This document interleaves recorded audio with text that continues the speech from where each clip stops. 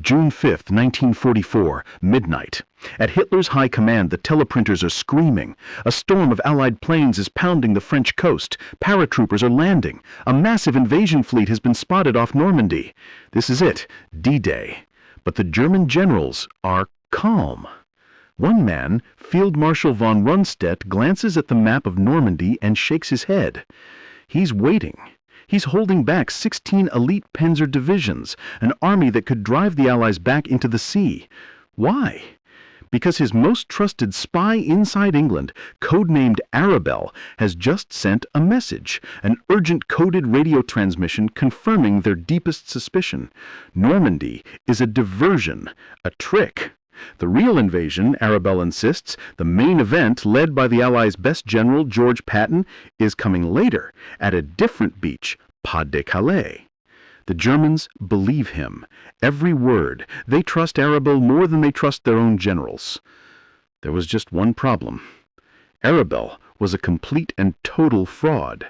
He wasn't a high-ranking official. He wasn't a German fanatic. He was a 32-year-old Spaniard, a failed businessman, a former hotel manager, and most importantly, a catastrophic chicken farmer. His name was Juan Pujol García. He had no military training, he spoke terrible English, and when he sent that message, he wasn't in London, he wasn't even in England.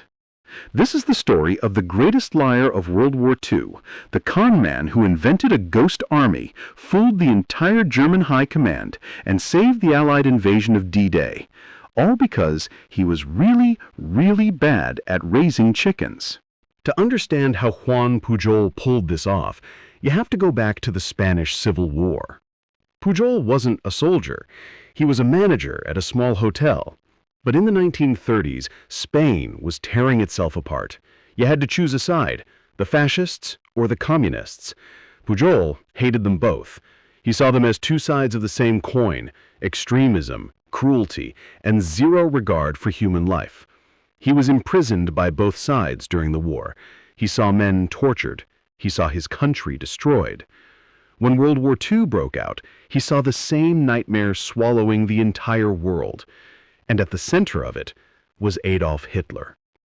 Pujol, now married and trying, and failing, to run a chicken farm near Madrid, decided he had to do something. He wasn't a soldier, but he had one unique skill. He was a phenomenal liar. He decided he would offer his services to the one country still fighting Hitler, Great Britain. So, in early 1941, he walked into the British embassy in Madrid. He found a naval attaché and told him, "I want to be your spy." The British laughed him out of the building. And why wouldn't they? Look at him. He's a nobody. He has no connections, no training, no military background. He's just some weird Spanish guy babbling about for the good of humanity. MI5, the British Security Service, dismissed him as a fantasist. He tried again. They rejected him. He tried a third time. They told him to get lost. A normal person would have given up, but Pujol wasn't normal. He was insulted. He was angry. And he had an idea so completely insane, so breathtakingly arrogant, it could have only come from him. He thought, fine, if the British won't hire me, I'll go work for the Germans first, and I'll become so important to them, the British will have to hire me as a double agent. Think about that. His plan to become a British spy was to first become Germany's best spy. This time, Pujol didn't offer to be a spy. He acted like one. He invented a new persona, a fanatical pro-Nazi Spanish government official who was about to travel to London on official business. He told the German intelligence officers, the Abwehr, that he hated the British and wanted to help the Third Reich. The Germans, they bought it completely. They saw a passionate, well-connected fascist. They didn't see a failed chicken farmer. They gave him a crash course in spycraft, which was mostly just, don't get caught. They gave him a bottle of invisible ink, a code book, and several $1,000s. They gave him his German code name, Arabelle. His mission, Go to London, build a network of spies, and report everything. There was, again, just one problem. Pujol couldn't get a British visa. He had no official business. He was still just Pujol. Did this stop him? No. He moved his wife and child to Lisbon, Portugal, and from a small, cheap apartment, he told the Germans he was in London. And then he started to invent. Juan Pujol had never been to England in his life. He didn't know what a British shilling was. He didn't know you drove on the left. What he did have was a standard blue guide to Great Britain, a map, and a Portuguese timetable for trains in Britain. That's it. That was his entire intelligence operation. He'd look at the schedule and see a train full of troops was leaving London for Scotland. So he'd write a report using his invisible ink and mail it from Lisbon via a neutral diplomatic bag to his German handler in Madrid. His report would say, "My agent at Waterloo Station confirms a new division is moving north to prepare for an invasion of Norway." The Germans were ecstatic. The information was perfect. Well, almost. His reports were full of hilarious mistakes. He complained bitterly about the British shilling, writing, "In London I can find anything, except the 5-shilling coin I need for the subway." The 5-shilling coin didn't exist. He reported that his agent in Glasgow told him people there would do anything for a liter of wine. Anyone who knows Glasgow knows they drink beer and whiskey. But to the Germans in Madrid, these mistakes didn't make him look fake. They made him look real. This was the kind of granular, on-the-ground detail only a real spy could get. His reports were a sensation. But Pujol, the master of drama, knew he couldn't do it alone. So he invented a team. He didn't just file reports. He created an entire fictional network of 27 sub-agents. There was a disgruntled Welsh nationalist, a Swiss banker in London, a corrupt secretary at the Ministry of Information, a Dutch airline steward who flew the Lisbon-London route, a Venezuelan student in Glasgow. He gave them all names, personalities, and expenses. Pujol wasn't just a spy, he was a showrunner. He'd write reports in different styles for his different sub-agents. He'd have them argue. He'd report on their personal problems. And then he'd send the Germans the bill. The German High Command was now funding a 28-person spy ring that consisted of one man in a Lisbon apartment reading a travel guide. He even killed one of his agents. He reported that his agent in Liverpool had fallen ill and then died. The Germans were devastated. They sent Pujol a pension for the grieving widow. Pujol pocketed the money. This whole time, the British codebreakers at Bletchley Park were intercepting the German messages about Arabelle, and they were terrified. Their intercepts showed a German super spy, Arabelle, running a massive, effective network right under their noses in London, but they couldn't find him. They searched everywhere. This guy was a ghost. Meanwhile, MI5, the guys who rejected Pujol, were also tracking a rogue agent in Lisbon who was feeding the Germans fantastically bad information. Then, one day, an MI5 officer named Cyril Mills put 2 and 2 together. The dates on the bad Lisbon reports lined up perfectly with the super spy Arabelle's reports from London. They weren't 2 agents. They were 1 agent. They realized Arabelle wasn't in London at all.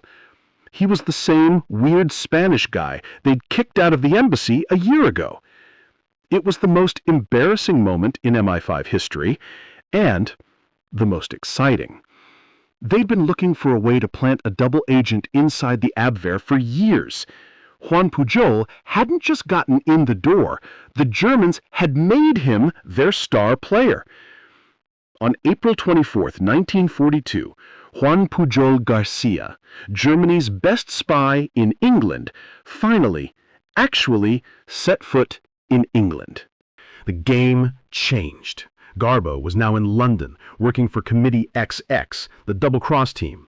He was paired with Tommy Harris, a brilliant, art-loving MR5 officer who spoke fluent Spanish. They were the perfect team. Garbo was the creative genius. Harris was the strategic editor. Together, they would stop writing a TV show and start producing a blockbuster. For 2 years, they built Garbo's legend. They fed the Germans a cocktail of 99% truth and 1% poison. Real shipping news, real troop movements, all delivered just hours too late to be useful.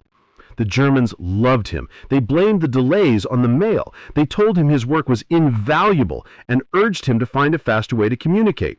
So, the British helpfully set up a direct radio link between Garbo and his German handlers in Madrid. The Germans thought they were upgrading their star agent. The British were handing them a direct line to MI5 headquarters. Now, the con could begin in real time. By 1943, everyone knew an Allied invasion of France was coming. The question wasn't if, but where. The logical choice was Pas-de-Calais. It was the shortest distance across the Channel. It had the best beaches. It was the quickest route to Germany. The illogical choice was Normandy. Rough seas, difficult cliffs, and a longer route. The Allied plan, Operation Fortitude, was to do the illogical, attack Normandy. But to succeed, they had to make Hitler believe the logical choice was the real one. They had to convince him that the main attack was coming at Calais. This was Operation Fortitude, the greatest deception campaign in military history. And Garbo was the linchpin. The Allies started building a phantom army, a ghost army. In the fields of Kent, across from Calais, they parked hundreds of inflatable Sherman tanks. From the air, they looked real. On the ground, a child could lift them. They built fake landing craft out of plywood and canvas. They built fake fuel depots. They hired sound engineers to blast the noise of construction and tank movements across the Channel. They created an entire fictional army, the 1st U.S. Army Group, or FUSAG. And to make it believable, they assigned it a real commander, the one general the Germans feared more than any other, George S. Patton. It was a great performance, but the Germans needed to believe it. Their spy planes saw the tanks, but they were suspicious. They needed human intelligence. They needed confirmation from their man on the inside. They needed Arabelle. This was Garbo's moment.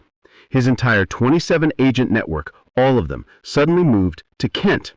His Venezuelan student reported seeing Patton's tanks. His Welsh nationalist reported massing troops. His corrupt secretary stole documents outlining the invasion plan for Pas-de-Calais.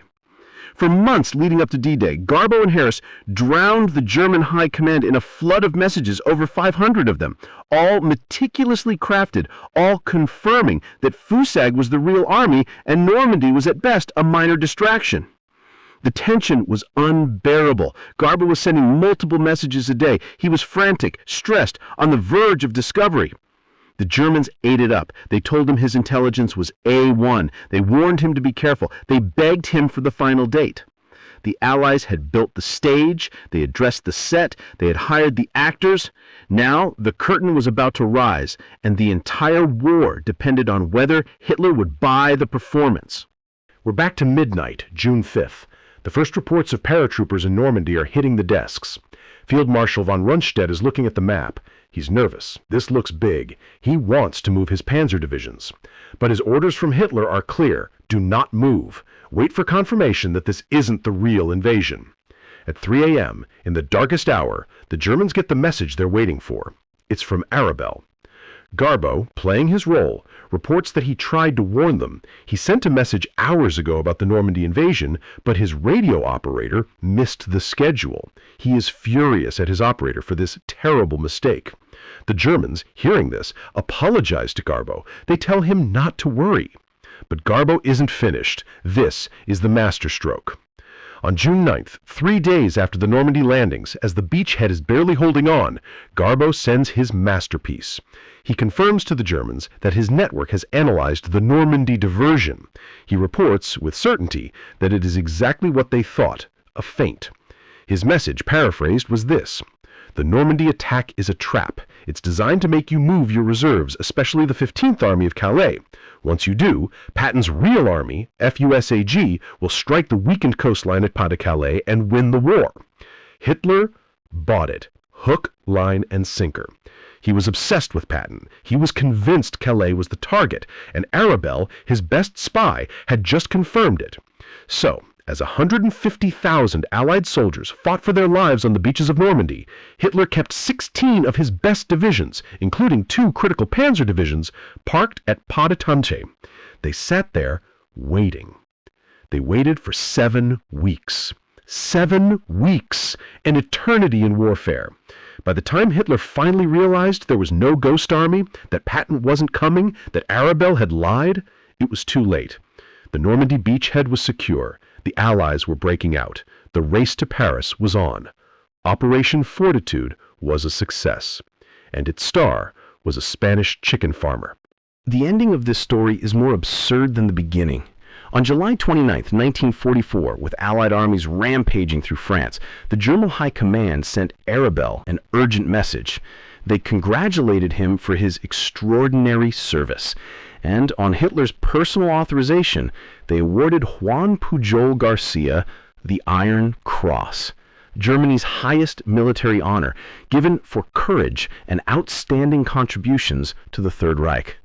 He had fooled them so completely, they gave him a medal for destroying them.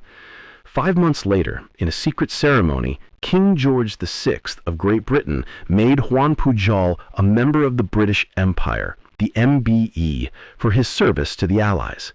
He is the only person in history to be decorated by both sides of World War II for the same act. But for Garbo, the con wasn't over. When the war ended, he was terrified, not of the Allies, but of the Nazis. He was the man who had tricked Hitler. He knew vengeful survivors of the Reich would hunt him down. So he did what he did best. He vanished. With the help of MI5, Juan Pujol García faked his own death. He died of malaria in Angola in 1949. The world forgot about him. His own family in Spain believed he was dead. 35 years passed. A British historian named Nigel West, obsessed with the Garbo case, refused to believe he was dead. He searched for years. In 1984, he finally tracked down a 72-year-old man running a tiny gift shop in Lagunillas, Venezuela. It was him. In 1984, on the 40th anniversary of D-Day, Juan Pujol returned to Normandy. He walked the beaches of Omaha and Utah. He stood in the American cemetery, surrounded by the ghosts of the men he had helped save. And the greatest liar in the world finally broke down and wept. D-Day was won by the courage of soldiers, but it was saved by the imagination of a con man. A man who failed at business, failed at farming, and was rejected by everyone he tried to help. But he proved that the most powerful weapon in any war isn't a tank, a ship, or a bomb. It's a good story.